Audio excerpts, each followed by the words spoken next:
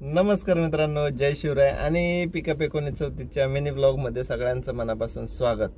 तर आपण आहे चेन्नईमध्ये, म्हणजे मागच्या सोमवारी आपण चेन्नईमध्ये पोहोचलो होतो. 2 दिवस राजस्थानीला गंमत पाहिली, काय बुकिंग भेटतंय का, तर काही बुकिंग भेटलं नाही. त्यानंतर आपण आलो निखिल ट्रान्सपोर्टला आजचा 4था दिवस आहे, पण काय बुकिंग आलेलं नाही आहे. आणि मेन महत्त्वाचे अपडेट देण्यासाठी लाईव्ह आलो होतो, म्हणजे शॉर्ट्स तयार करतोय की उद्यापासून म्हणजे 14 तारीख ते 4 दिवस पोंगलचा सण असतो या ठिकाणी. त्यामुळे इथे बुकिंग्स नसतात, बऱ्यापैकी टोटली चेन्नई बंद असते बुकिंग्स आणि बऱ्याच कंपन्या बंद असतात.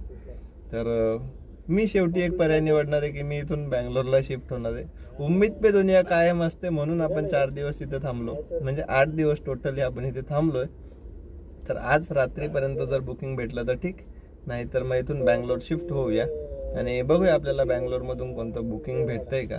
तर हीच एक छोटी अपडेट द्यायची होती. पोंगलमुळे 4 दिवस टोटल चेन्नई बंद असते. तर तुम्ही पण डिसिजन घेऊ शकताय की पोंगलमध्ये चेन्नईमध्ये एन्जॉय करायचं आहे की बुकिंगसाठी 350 किलोमीटर बँगलोरला जायचं आहे. तर चला मित्रांनो, आजचा हा छोटासा अपडेट कसा वाटला ते कमेंट करून नक्की सांगा आणि भेटूया एखाद्या नवीन जर्नीमध्ये. तुम्ही बरेच दिवस म्हणत असाल की ब्लॉग काय येत नाही आहे, तर हेच मेन कारण होतं की आपण चेन्नईमध्ये अटकलो गेले 8 ते 10 दिवस. तर ब्लॉग काही शूट करू शकलो नाही.